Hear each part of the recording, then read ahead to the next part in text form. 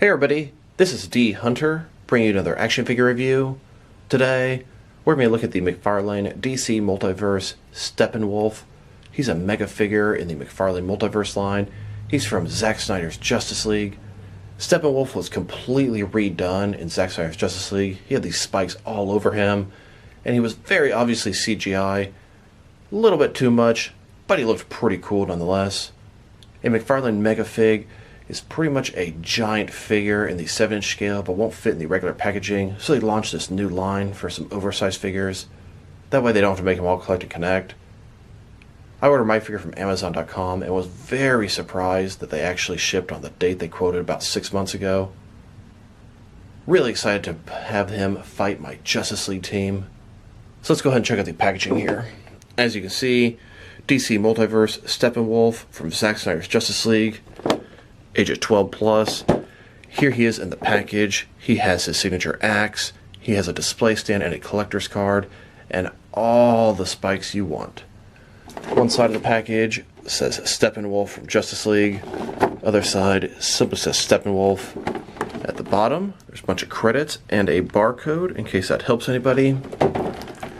And on the back side, here's Steppenwolf. And here are a bunch of other McFarlane Justice League figures you should check out. So with no further ado, let's open him up. Alright, now that we got this figure out of the package, here he is with all of his accessories laid out. He does come with his giant signature axe. He also has a display stand and a collector's card. But before we take a look at his accessories, let's talk about and check out the actual figure. So this is Steppenwolf from Zack Snyder's Justice League. He is considerably different from the 2017 Whedon version. This guy's a CGI monstrosity. He looks cool, although CGI is very obvious. He has spikes all over his armor, and they're continually moving. He is one of the biggest differences between the Snyder Cut and the original version. So let's take a look at him. Start with his face. He's kind of pruny, got that brown skin, those huge horns, and spikes sticking all over him. There are parts of this figure that are sharp. I mean, these spikes are made of a soft material. You can bend them. They're not just going to break off if you put pressure on them. Tons and tons of sculpt and detail over this guy. Very impressive. A lot to look at. Very visually pleasing. It is single jointed elbows and single jointed knees, which is a little disappointing. But just look at that sculpt. It is amazing. All over him, up and down. Did you know that Steppenwolf has 7 fingers? Look at his little hooves down here. The surface on the feet a little small. I've had some trouble standing him, but not by too much. Very pleased with what I'm seeing so far. Some parts of him are very sharp, in particular his nails here, some parts on his feet. But he looks magnificent. And just a closer look at his face. Tell me what you guys think. I think they did an excellent job translating his look from the Snyder Cut to action figure form.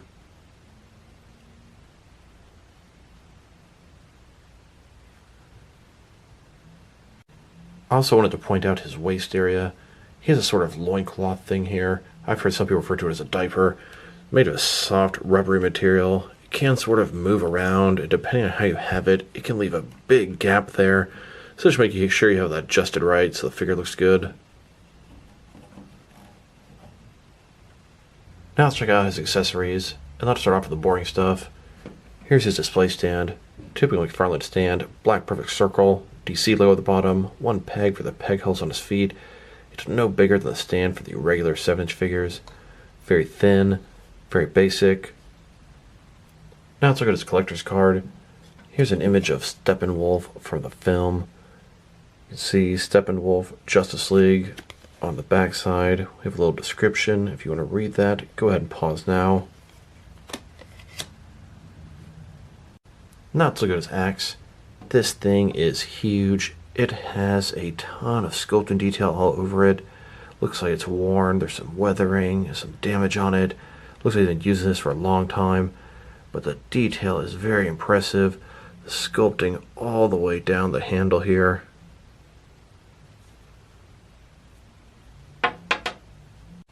Here's the McFarlane axe at the bottom, next to the Mattel version at the top. The Mattel one's really not bad. but the McFarlane one is a lot sharper on the details. Here's Steppenwolf holding his axe. He really only has one gripping hand, so he can't easily hold it with two hands. He can kind of hold it with both hands like this. Now that we're taking a pretty good look at both the figure and his accessories, now let's check out his height. From bottom to the top of his head, he's sitting at about 9.25 inches tall, which is going to translate to about 23.5 centimeters. And if you go to the top of his horns, about 10 inches tall. Now let's check out his articulation. Start with his head here. Of course, it can rotate from side to side. He can look up and down about that much. And the peg in there can move a little bit. You can see it go forward and back. Can tilt his head from one side to the other. Give him a good amount of personality. He can be very intimidating. Shoulders on a ball joint. Goes out more than 90 degrees. Up, down, around, all that good stuff. You can hear it's kind of ratcheted going into each place. He doesn't have the signature McFarlane butterfly joints here.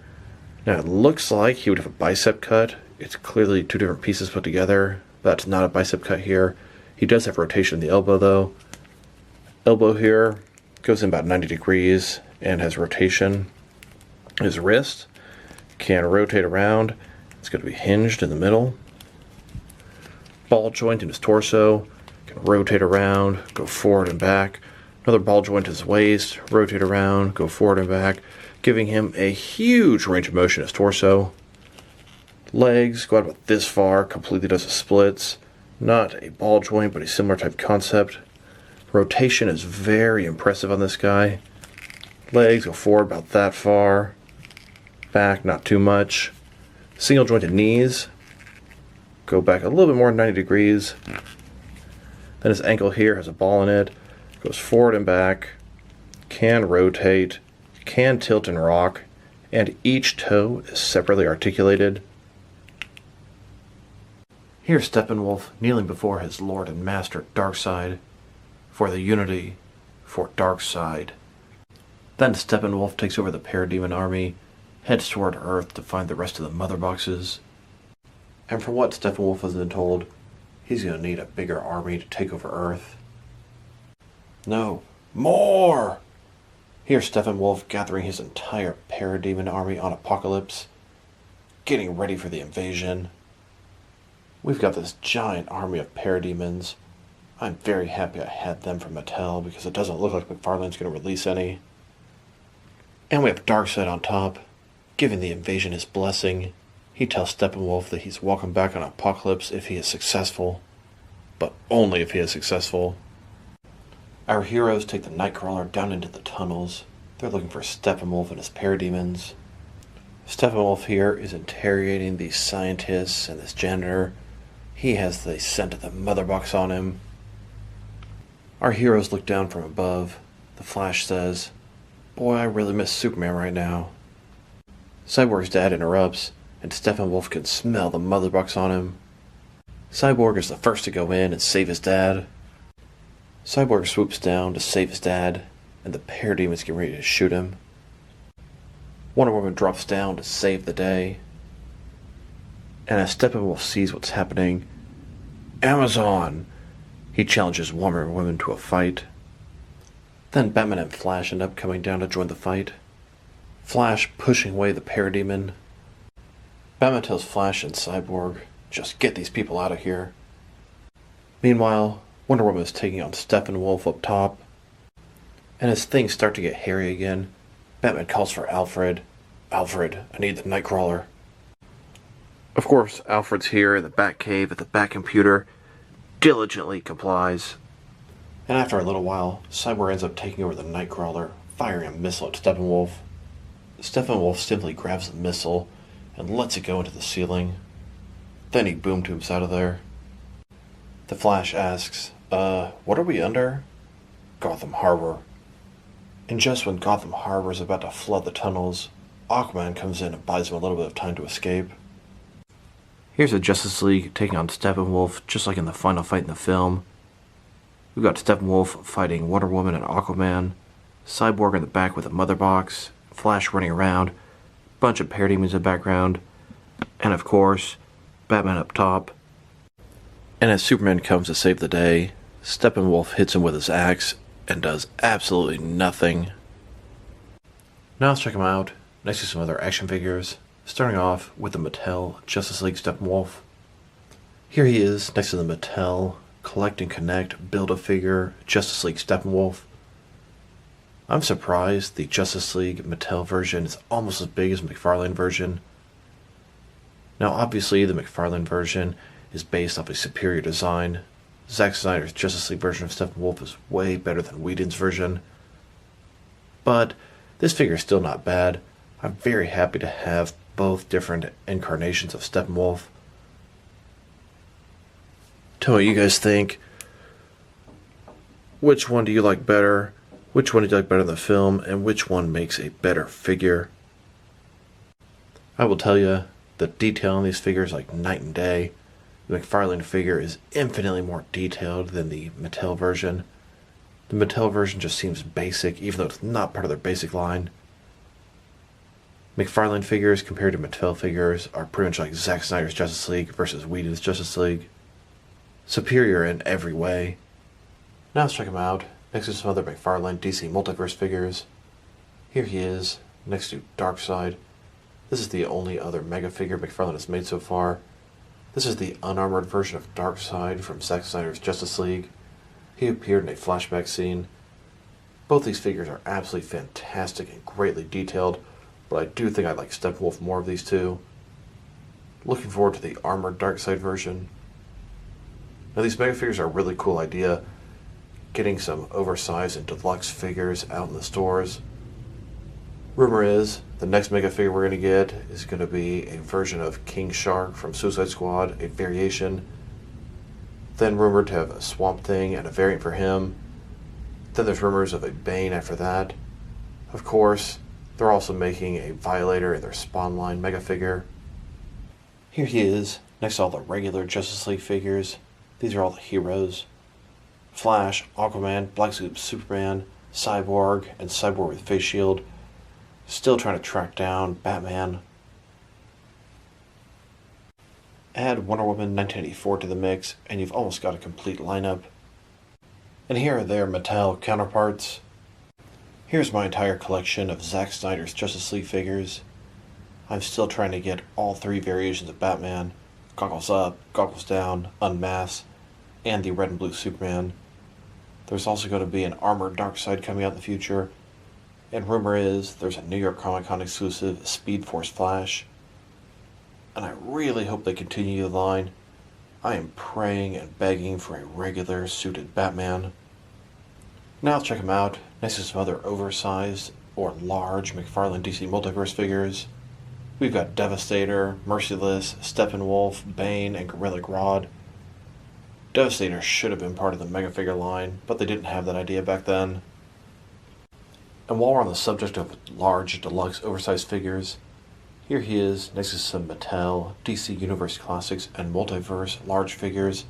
These were all Collect and Connect figures. Then, next to some DC Direct, oversized, deluxe figures. Believe it or not, these are all in the 7-inch scale, same scale as McFarlane figures. No one has topped any figures of this size yet. Now let's check them out next to my Parademon figures. I've got a total of 30 of them. They're all 6-inch scale. They're all from the Justice League movie. These first 6 here are from the Mattel Multiverse line. These are my favorite of them. And these 6 Parademons are from the Mattel Justice League Basic line. A little bit less articulated, a tiny bit smaller, but still above 6 inches. Then these 6 are gray ones. They're also from the Mattel Justice League Basic line, pretty much a straight repaint of the green versions. And these 6 are from the Mattel Justice League Talking line, very similar to the Basic line, same size, same articulation, but they have some talking features and interact with the other talking figures. And these last 6, they're blue ones. They're my least favorite of the bunch. They're all from the Mattel Justice League Basic line. These guys came in 2 packs with an armored Batman. Now let's check them out, next to some action figures from different various companies, to see how he fits in, both scale and style-wise, in case you want to know which lines you can mix them with. Since he's a McFarlane figure, they're typically the 7-inch scale. I'm going to start off my comparisons with some of the larger action figure lines I collect and work my way smaller. And along the way, I'm going to include as many DC Cinematic Universe figures as I can, because I know some people don't like the 7-inch scale, but they're going to want to use these mega figures to blend in with their smaller lines. Here he is, next to some of his McFarlane Toys brothers. In front of you are 5 different action figure lines, all McFarlane toys, all 7-inch scale. Then, next to some more McFarlane toys. These are McFarlane lines from different various video game properties. Now, next to some old Jack-specific wrestling figures. And here he is, next to some DST or Diamond Select toys. Then, next to some DC Direct and DC Collectibles figures. And here, next to some NECA figures. Then, next to some Mattel wrestling figures. Now, next to some Jazzwares AEW wrestling figures. And here he is, next to some Mezco 1/12 cloth soft goods action figures.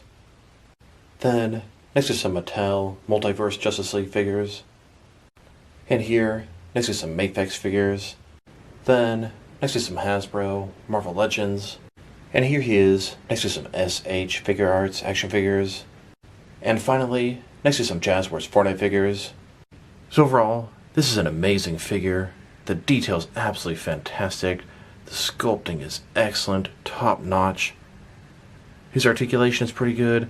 Sure, I would love double-jointed elbows and knees, but I do understand how it's going to break up the sculpt, especially on a bigger figure like this. His face sculpt's pretty good. His accessories are nice. He comes with the axe. What more do you really need? If I were to rate this guy, I'm going to give him a solid 8.5 out of 10. I am really enjoying this figure. A great start to their Megafig line. So this is D Hunter. Thank you guys for watching this video. If you liked the video, press like below. If you have anything you want to say about the video, add it to the comment section. If you want to see additional action figure reviews from me, press subscribe. I do appreciate when you do that. Once again, this is D Hunter. Thank you guys for watching this video, and I will talk to you guys real soon.